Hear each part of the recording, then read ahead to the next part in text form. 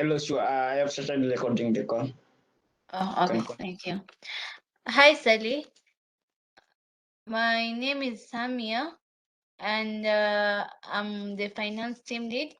I would like to each and every member who is in here can introduce themselves to Sally before she comes and talk to us.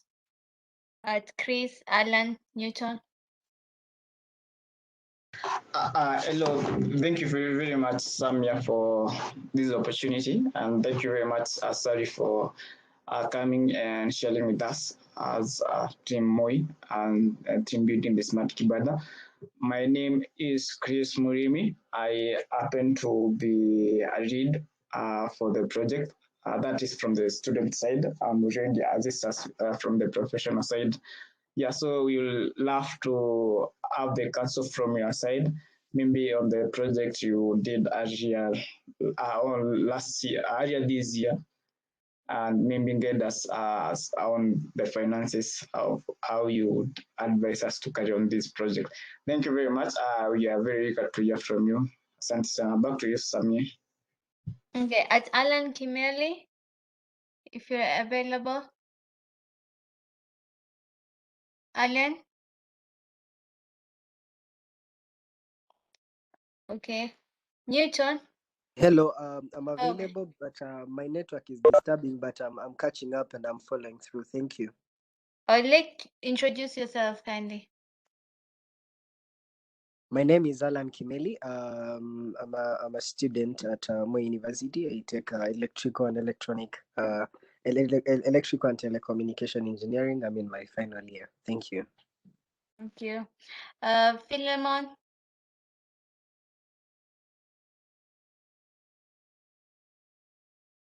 Philemon? Okay. Newton?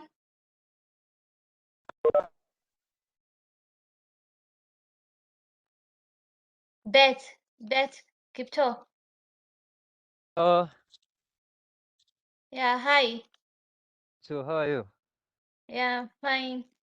Hi Kindly everyone. introduce yourself. Hi. Okay, thank you. My name is Emmanuel Kipto. I'm an IEEE member, Moi University section, chapter I mean. And then I'm from the mechanical docket, a member of the mechanical docket, that is. And also, it's been a pleasure joining you this moment. And I look forward being mentored and knowing more about us. And yeah, it's a pleasure. Thank you. Thank you. Thank you, everyone. Thank you, Sally. My name once again is Samia Yahya. I'm a chemical engineering student and an IEEE member, Moi University. I would like to welcome you to talk to us how you manage your budget, how you manage your finances and made most of your projects successful. It will be an honor to listen to you, to learn from you. Welcome. The floor is yours. Thank you very much, Samia, and hello, everyone. Thank you very much for making time to join us this evening. I hope you all had a wonderful day. My name is Musonye. Allow me to share my screen, and then it will just be an open discussion as we go on. So I think maybe I can present, then you can note down the questions, then you can have an open engagement. Now, can you see my screen? Yeah, it's visible from my side. Okay, perfect. Okay, so it's a very brief presentation. First of all, I'll begin with an introduction about myself, and then we'll go into the project implementation phase of our meeting this evening. So I'm the treasurer for the Kenya section. That's up to end of this month, December, where I'll have completed my 2-year term. Then I'm also the chairperson for the Power and Energy Society in Kenya, and the flagship project that most of us have heard of or have participated in as well was the Power Africa conference that we hosted twice, last year and this year virtually. So this evening we are going to look at implementation of IEEE HAC funded projects are basically on the best action plan that we can do to achieve ultimate success on the project implementation. About myself, that is me on our left, and the right is a picture, a recent picture of what I do. I am an engineer at Kenya Power. I'm in charge of design and construction in Kitui County. So the second picture is a photo that we took when we were doing commissioning of the power network. We were doing a substation in Kitui, a 132 to 33 kV voltage. So it's just like a part of the team that implemented that project. The reason why I shared the photo of this particular project and the team, we'll see the aspects of teamwork as we move along, regardless of whether it is IEEE or in our careers. There is that importance of teamwork, and that is why that photo is there. So I've heard about the mechanical engineering students. I know we have some electrical, so don't worry about the background, but the aspects that I wanted to put across with this photo was the importance of teamwork in achieving some managers' goal that at times we feel that we may not achieve. A brief summary, I hope this is briefer, about myself. So I was born in Nairobi, mother-in-law, and we are a family of 7, including my parents, 4 sisters and 1 brother. In high school, I founded the Swahili Club. I was at Rotary Moro. That was in 2006. So maybe we can do some quick mathematics and see where our age gap lies and realize that we are not so far off. So just sit, relax, and let's enjoy this evening. Hatujachana sana. We are in the same age bracket. And then I was the overall best student in the Science Congress in high school as well. I joined the University of Nairobi in 2009 to study electrical and electronics engineering. That is now class. I graduated in 2014. During the campus experience, I was a member of Rotary Club. That is in terms of our community engagement, just to show that community and me, we've come a long way and we delight in doing and giving back to the community. I received the Community Service Award as a Rotary member in 2012. During the period, I was the chairperson for the Engineering Students Association for the period 2012 to 2013, the first female chair. And then is when I joined IEEE as a student member. So my membership in IEEE started around that time, around 2011, 2012, where we formed the first, what we know as the Kenya Section Student Branch, and branched off to form the various students branches in the various universities. For a start, we only had Moi University, UON, and JKUAT. However, over a period, the student branches have since increased in terms of our membership for the local section. After graduation, I trained as an IEEE volunteer leadership graduate trainee, and that was in 2014, the Vault Graduate Program that prepares us in terms of how do we handle volunteering experience within IEEE in terms of the MGA standard guiding of procedures for volunteering and among other issues as well. So professionally and social duties. I graduated with a degree in electrical engineering in 2014.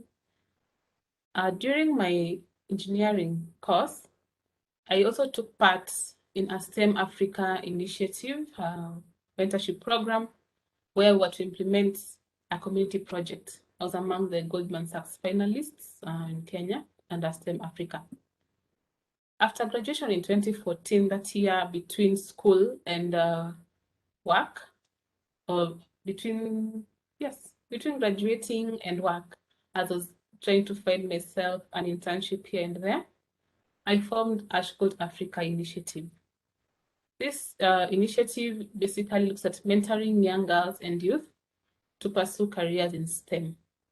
And along the way, the initiative has grown and has continued to create impact in the sense that recently we don't just do mentorship, but to include a social perspective to it, such that we do a project if it's in a school, and then do mentorship in STEM to ensure that that project is hands-on and the students get to understand what is this buzzword called STEM.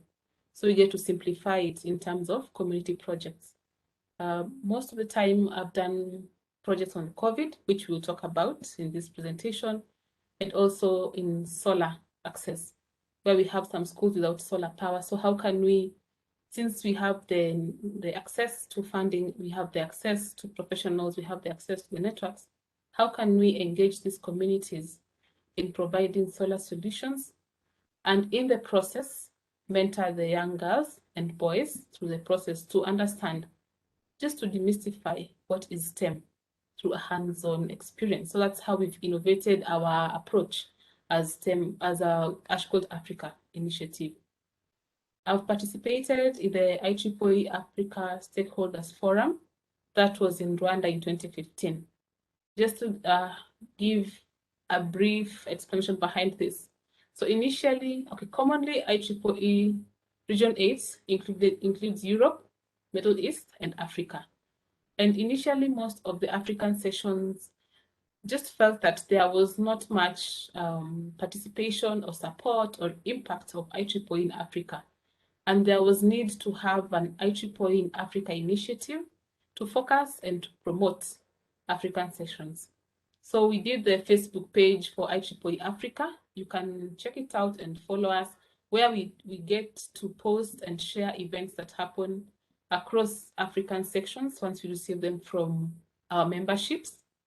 And the present Africa Council was part of this stakeholders forum in Rwanda, such that after this is when now we went ahead to have the IEEE Africa Council effectively recognized, quote unquote, as part of the activities for IEEE in Africa. And we have gone ahead to receive funding, to receive support, to receive the various engagements that you now see and collaborations across the African sections and sections within Region 8 to what we have at the moment. I organized the IEEE YP Business and Engineering Summit in 2015. This was an annual event, and the last event we did was in 2019 when we did the ASYP, the Africa Students and Young Professional Congress. So the idea was to link industry and academia as students, as we leave campus. How do we blend into industry? And what are these needs in industry that they would want students to solve through innovations, through research papers, through projects that can address the needs in industry? That was now the idea or the concept of this engineering summits that happened biannually. But with the disruption of COVID, we've not had now the next event. However, I believe that we'll keep on having these summits as well within the section. I was employed at Kenya Power in 2015, where I am still engaged. Currently, I serve in Kitui County as the engineer in charge of design and construction. In IEEE, other than just being a volunteer leader within the Kenya section, I also volunteer across various roles in Region 8, where I currently serve as the IEEE, it's a long one, prepare for this. That is Women in Engineering, and SAC, Student Activities Coordinator for student branches. So basically what I do in Region 8 is to coordinate the activities for student branches and we affinity groups for the students in terms of identifying resources, linking up. If you would want to have a cross-sectional event with any section across Region 8, we do that collaboration. We do awards for the students. We've had this year's awards going out. And just to mention, we are having a call for awards for outstanding WE Student Branch Volunteer and outstanding WE Student Branch Affinity Group. So Chris, you can, as the chair, you can reach out to your WE members and encourage them to apply. The deadline is on the 23rd of December. So just encourage them to apply. The awards are really amazing and awesome. And it's part of what now contributes to this volunteer experience within IEEE. Good. I thought that's about me. What are my memberships and certifications? I am an IPRA licensed electrician, class C1, a graduate member of the IEK and EBK, a member of IEEE, that is a young professional, site member, PES, and WE member, a yearly alumni, that is the Young African Leaders Initiative, which is an initiative of the US State Department for activities across the, I'm a member of the East African community. And the cohort that I was in was last year. It was called the Young Women in African Power. That was cohort 1, that now featured and acknowledged the work that young women contribute in the aspect of universal access. Now that was now in line with what I do, just to link it up with what I volunteer in. I'm also a trained solar technician, that is a class T1, T23, awaiting licensing by IPRA. Now, on to what we are doing this evening. So this year, that was last year, we implemented it also part of this year. The IEEE HAC funded a project for the Kenya section. And the project was supposed to donate hand washing stations to a girls' school in rural Kenya. The reason behind this is during the outbreak of COVID-19, most of the schools, actually all schools, closed down. And when schools were required to reopen, there were guidelines stipulated by the Ministry of Health and the Ministry of Education for the schools to abide to before they could resume their studies. But we all acknowledge that in rural Kenya, some schools cannot afford to meet the guidelines, the bare minimum for the ministry, and would require support from the community for them to be able to move forward and have the students report back on time. The photo is for Chini Girls High School. The school is based in the rural part of Kitui with 157 students. For this school, what they had was a jerry can that they had put a nail at the bottom. So if you want to wash your hands, you go remove the nail, wash your hands, and put the nail back. So that contact created a hazard or a risk to the exposure of COVID-19. And the school was not in a position to have better models to implement this directive. So we worked on this together with Kitinji and Fidel, who is the student representative, to do a proposal to have foot-operated hand washing stations, to donate renewable face masks, as well as liquid soap for the students in the school. And our model was that the soap and the liquid soap will be prepared by the students, the teachers, and the community. The importance was for us to have sustainability of this project. The community will benefit in the sense that they will be preparing and selling this soap to other members outside the school environment for them to be able to pay the school fees. And for the teachers, it was a sustainable model for them to have income as well to manage their day-to-day costs within the school. And the hand washing stations, they were basically foot operated so as to minimize the contacts and the spread of the COVID-19. The usable face masks was as well as to protect the students and the teachers within the school. So that was the scope of the project, and the funding given was 1,000 USD, where we were to work within that budget to implement and ensure the success of this project. Along the way, we realized that on going to a girls' school, most of them were out of school at that time. Out of 157, we had about 25 girls who were not in school at the time of project implementation because of the issue of sanitation. So we partnered with Ashcode Africa to now donate the sanitary towels for the students. And that's what you see at the bottom of the picture. And we raised 1,000 pieces for the products to be given to the girls. We partnered with Safaricom, who donated some pens and some string bags for the students. And Queen Engineers, which is a magazine that highlights the STEM careers or women in STEM careers, just to inspire the girls that it is possible and you can do it. What are the key steps to project preparation? Number one, you need to have a good budget that will now guide your procurement. The essence of having a good and detailed budget is to ensure that you meet each and every projected cost that you will incur. If you don't budget well, you'll have a challenge in terms of implementation because the funds may be less. Sorry, Chris, can you hear me or is it too much noise? It has just started raining. Maybe I can. I can hear you clearly, very clear from my side. Okay. Okay, thanks. It has started to rain and I was thinking there was some background interference. But if there's noise, just let me know, then I can maybe do some headsets. Thanks.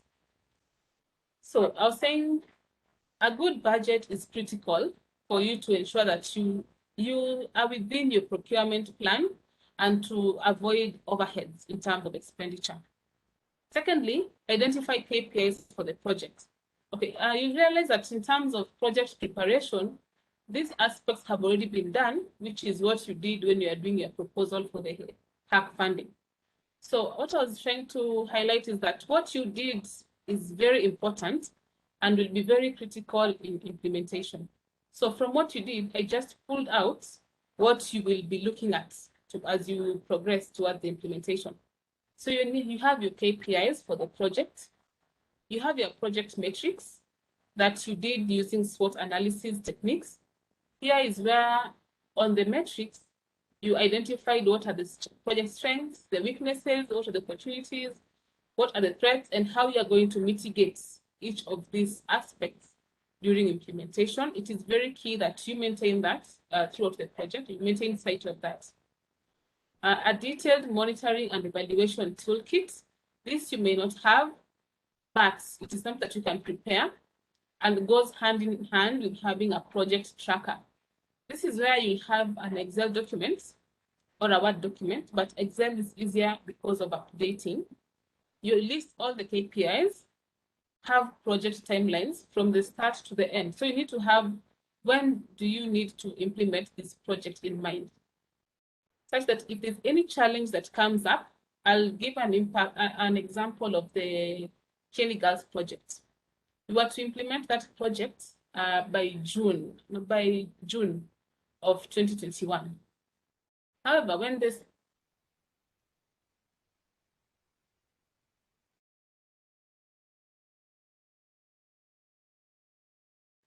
COVID came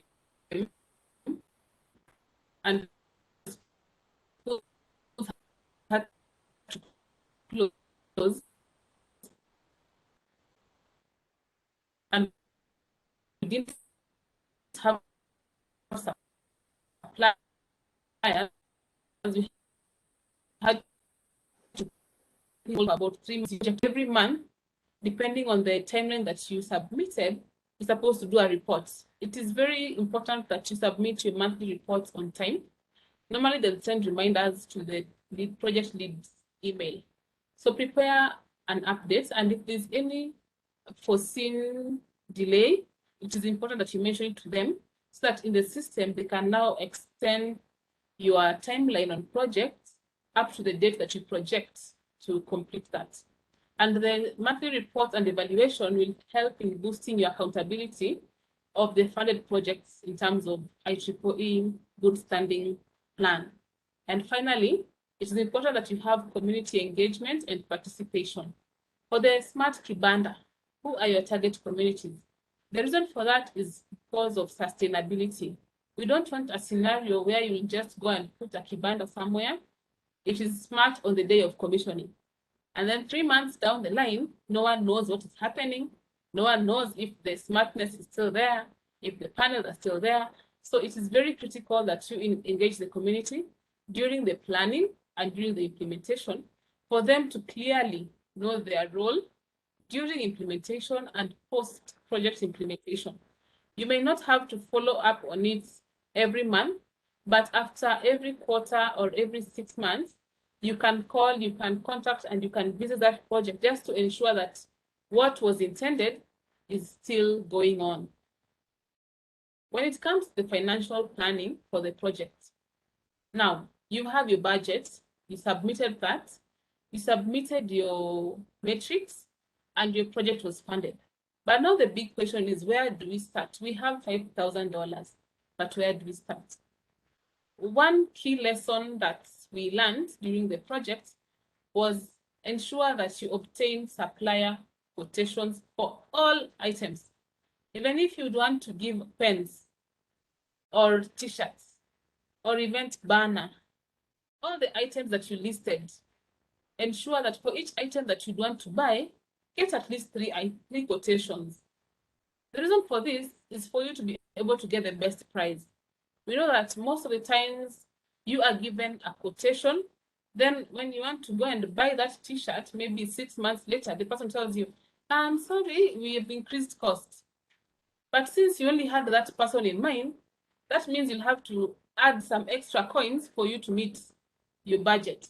The impact of this, you're cutting short your expenditure by increasing the cost on the other end. So to mitigate that, obtain at least 3 supplier quotations. And from this, you're able to negotiate on the best price. And these quotations, you'll need to have a team meeting to review and select the supplier for each item, guided by the budget. You can find that one supplier is within budget for one item and out of budget for the next. However, a different supplier could be within budget for that same item that this one supplier is out of budget. Through that, you'll be able to have different suppliers for different items that suit your budget. And with that, you're able now to maintain, other than just accountability for the funds, you're able now to maintain expenditure to be within the budget.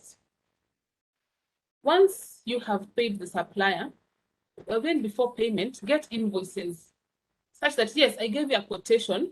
Most of them will tell you it is 90 days. But if they want to give that service, it is good practice that you get an invoice of the same. Case in scenario is that one will give you a quotation of 800, and you'll assume that since he gave us 800, he or she gave us 800, the price should be the same. Only for you to place your order, and they tell you that because you have many logos, you have many colors, you have less quantities than you had projected, the cost is now 1,200. Ensure that you get an invoice for the same. After payment, ensure you get receipts of the same, and or some good delivery notes. There are some suppliers, especially if you're doing bulk products, let's say like the panels, the batteries, they'll give you delivery notes that also serve as the warranty. Others for t-shirts, pens, and the small items like banners will just give you receipts to acknowledge your payment. It is always good practice to have that for all procured items, and that will be beneficial when it comes to doing the final reports and balancing of expenditure. The other thing is maintain an accurate expenses document alongside the initial budget. I'll go back to the same t-shirt. If my budget was 800 and I have spent 900, let it be clear that I have spent 900. And if I have spent 600 and the budget was 800, let it also be clear that I've spent 600.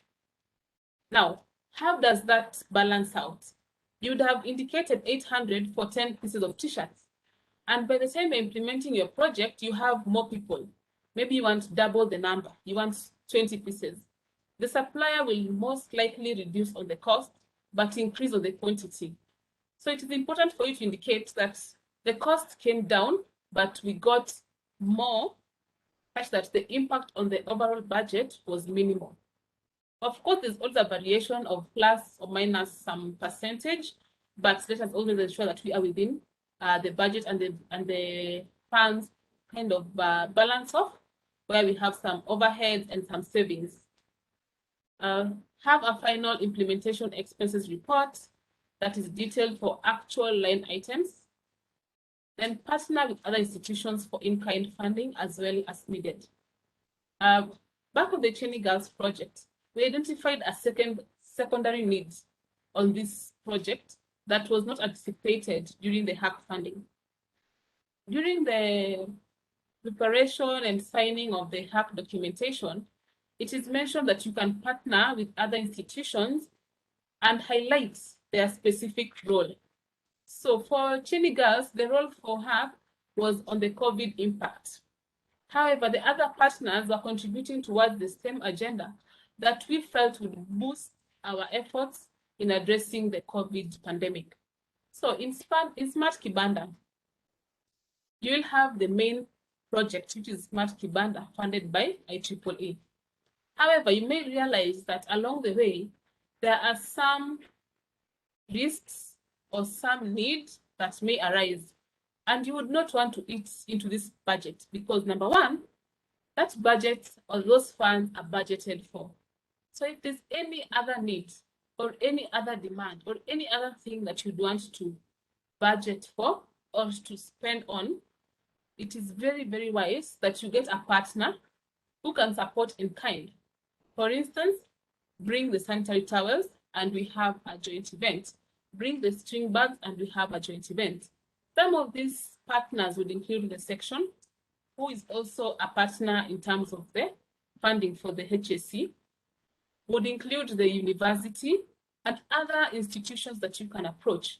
So don't be shy to approach any other institution that would be a good partner in implementation of the Smart Kibanda project. So if you come across any need that has a financial implication, just find around who can support this need in kind or even in terms of finances. And if any institution gives you any funds, ensure that you use the same process in terms of getting the supplier quotations, in terms of getting the budget said items, and in terms of accountability from the receipts paid. In conclusion, after you have implemented the project, okay, the project has been funded, you have procured the items and it has been implemented with a keen interest on the timelines, because for you to be able to secure additional funding or any other project funded by HAC for more university, you need to complete Smart Kibanda and within time. So now that you've done all that, it is very important that you have a final report. And the final project report, the self-assessment report, you remember initially I mentioned about having your KPIs and your tracker. Now this is where it comes in. You need to be reviewing that as you go along. But now after it has been completed, update your KPI documents, update your self-assessment tracker to indicate that these tasks have been completed. Identify any challenges that came up in the course of project implementation.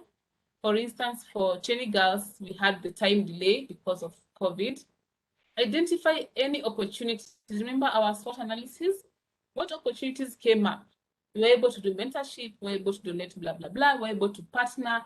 Those are the opportunities. What are the strengths of the project? We will involve the community and train them in terms of preparation of the liquid soap. That's an opportunity that came up. It was a strength for the project. So highlight that in that project assessment report.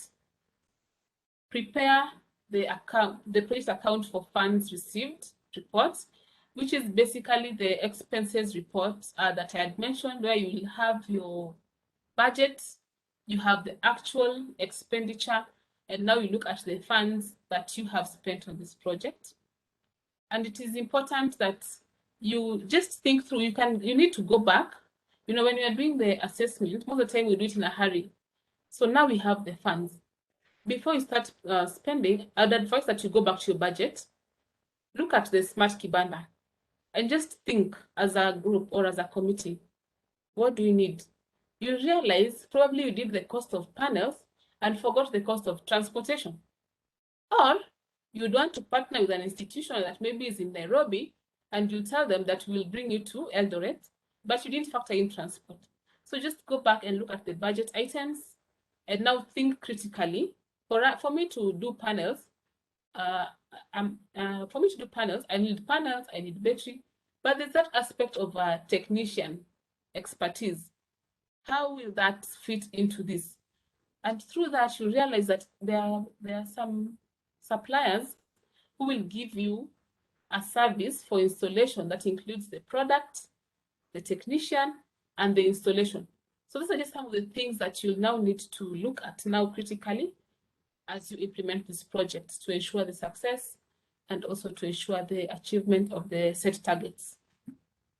Third is you need to review the set KPIs and the tracker to ensure that all the targets have been achieved when you're preparing the final project report, so that you don't miss an item that you committed to do and you have not done it, and you realize that, let's say 8 months into the project, that we had committed probably to educate the community on the importance of, maybe, let's say, since we're just using solar as an example, you say we had committed to educate them on the importance of maybe renewable energy, and then you realize way later that you have not done that community engagement.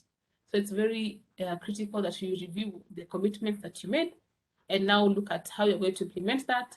And after it has been implemented, just look at, was it done or not done? Complete the final assessment project metrics and submit to IEEE. So when the lead logs into the IEEE portal, they will be able to download that template. There's a template that they'll just fill in. And the importance of having all this documentation in terms of the report, the challenges, the successes, make sure you get good photos for the project, because that will be very critical. And you prepare an article at the end of the project implementation.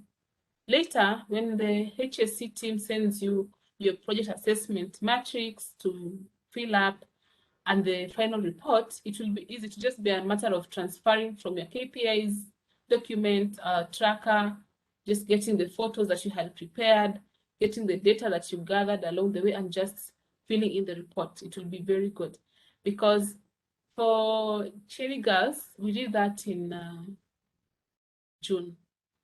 But for the final project report, I was doing that in September. So you can imagine 2-3 months later, you're supposed to submit a report, and everyone is now relaxed. The pressure has subsided. No one has any photos. No one has any data. No one has any financial record. It will be a mess, because that report is very, very detailed. And for you to be able to achieve that, you need to have proper records from the onset. So the advantage that your team has is the prior experience from the various section volunteers that have been through the implementation of a HAC funded project. And I can assure you of our support anytime. Just reach out and we can always guide you and hold your hand. There are some items that may be a challenge to get suppliers. Don't be shy, just ask. There are some items that you may not be certain on how to report about. Feel free.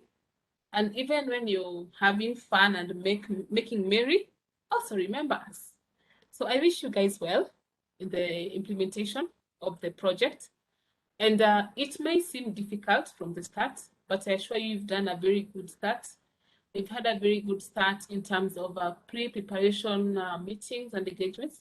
I've been following up on the meetings we've had previously with Humphrey team, the other volunteers, and it's very, very commendable. You are on the right track. You will not, you'll just breeze through this. So don't worry, I wish you well, and I am very, very positive that this project will have a very, very good impact to the community where it will be implemented, and we will come and support you morally, financially, spiritually, and we will walk this journey with you, such that at the end of this project, you'll be able to say, as part of the team, this was my input, or as part of the team, this is what we did. Thank you very much. And now we can go into our open engagements. Thank you, Sally, for and Chris. Okay. Thank you, Sally, for such an wonderful presentation. It was very informing. We learned something. I'd like to ask anyone who has a question. Anyone with a question? Chris, Ben, Leila. Any question?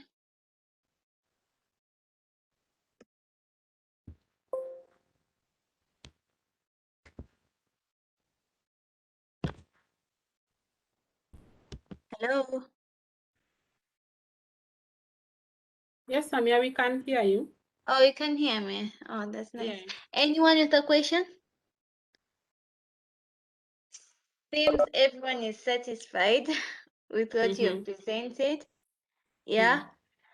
Thank you, Sally. The presentation was very nice. Yeah, we've learned some things which actually we didn't include or thought of, but through your presentation, we are from these points, we'll look into it and make this project a success. Yeah.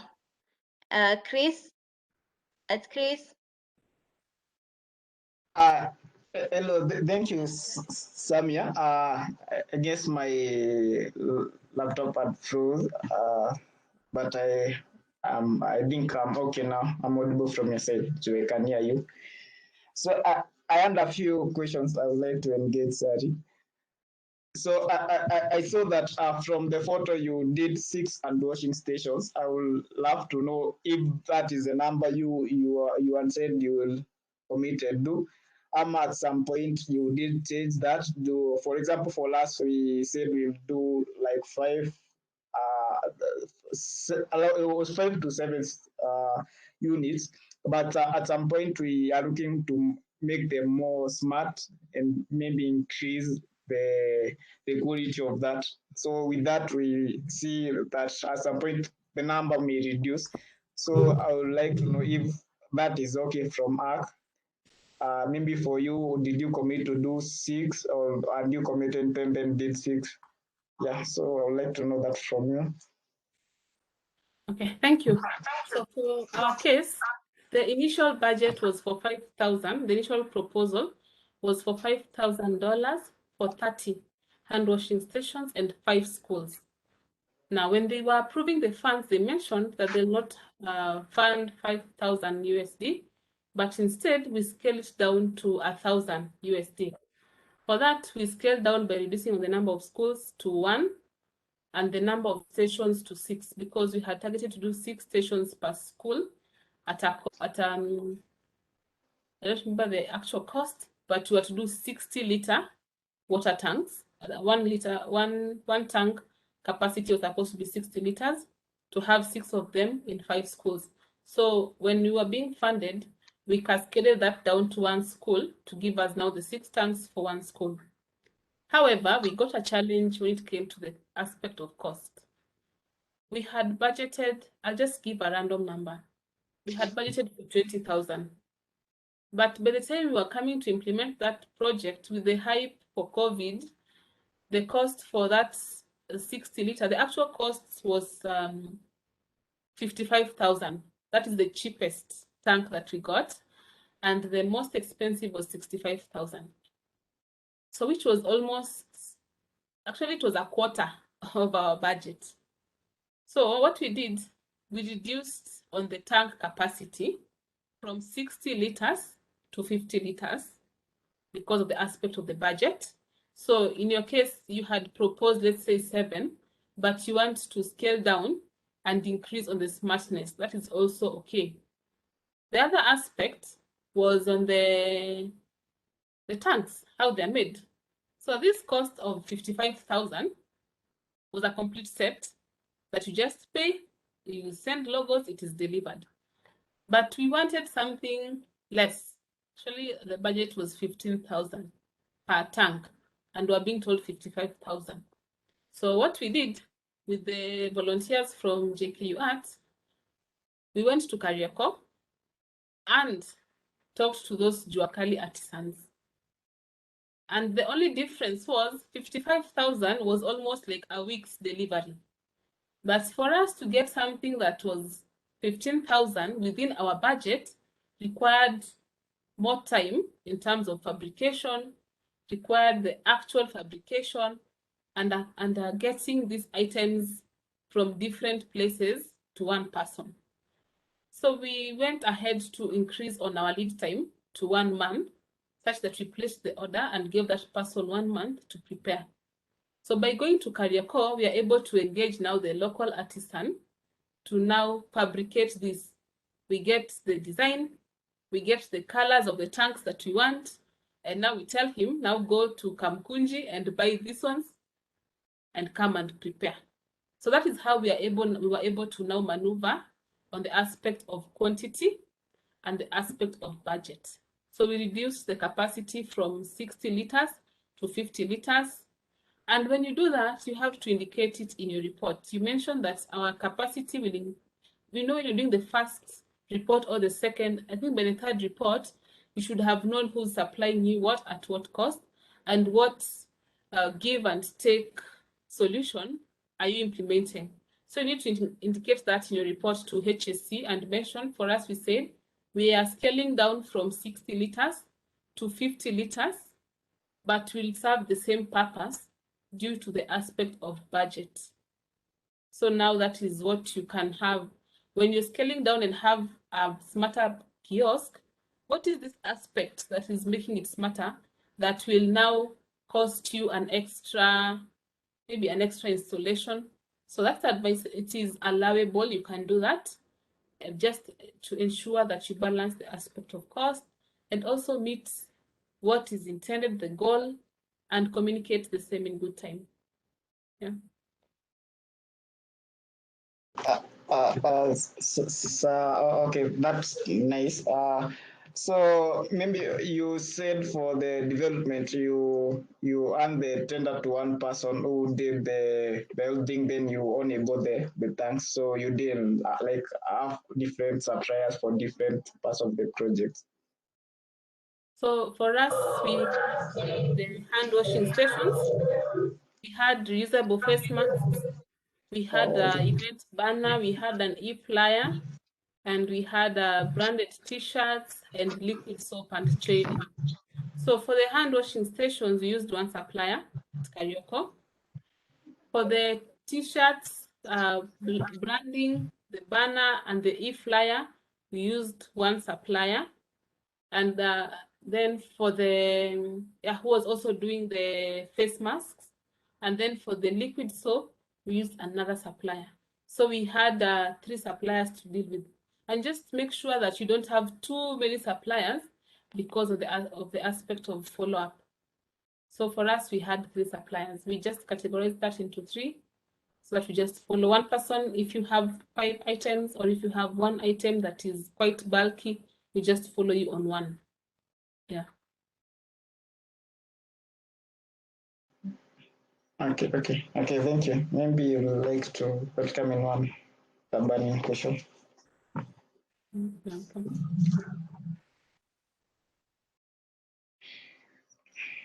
Mm-hmm.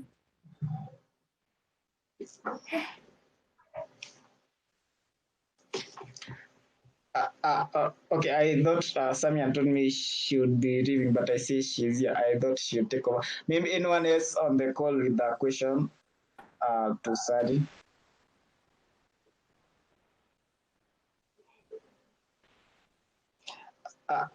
So, Sally, I would like to know maybe for the delay that you had, did you sit at some point in the middle of the project and have to redo the tracker?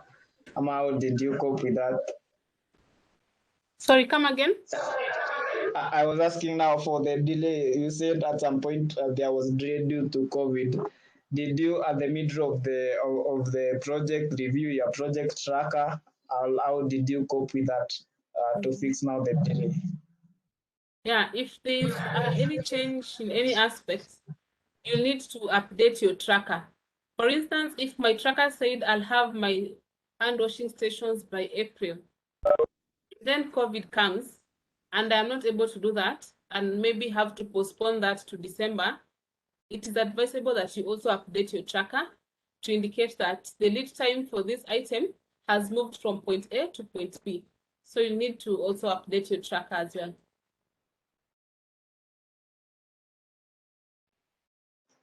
Okay, thank you. And Ms. Samia, back to you.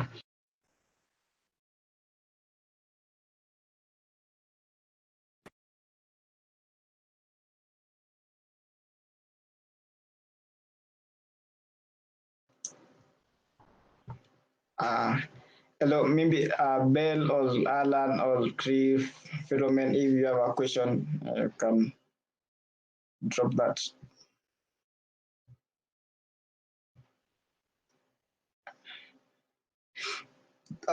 Ben, I see you are unmuted, but I cannot hear you from my side.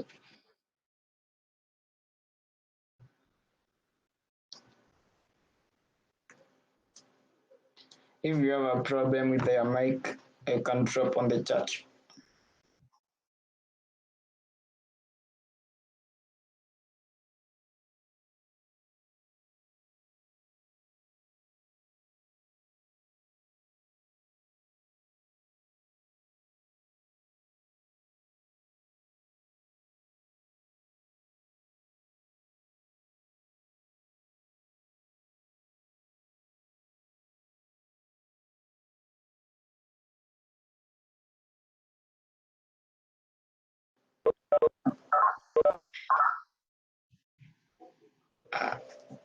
Okay, so maybe I'll take it back to Samia. She'll be able to close this if there is no more question. Okay. Sorry for that. I had to go and pray. It was time for prayers.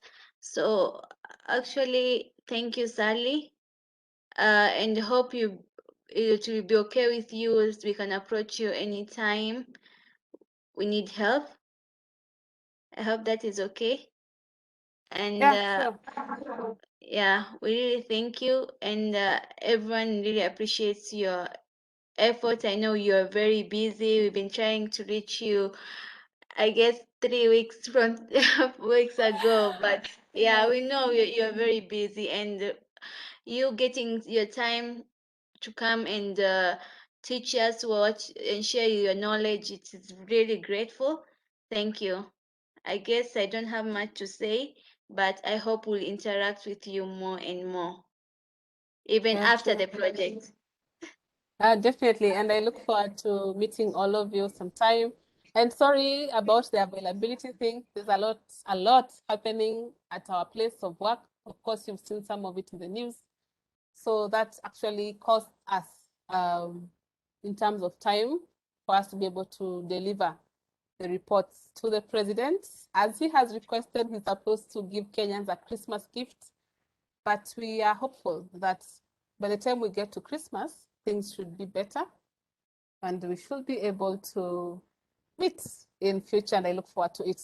So thank you very much, and I appreciate you all for your time this evening. I wish you well and all the best. Bye. Bye. Thank you. Thank you all for attending. Thank you.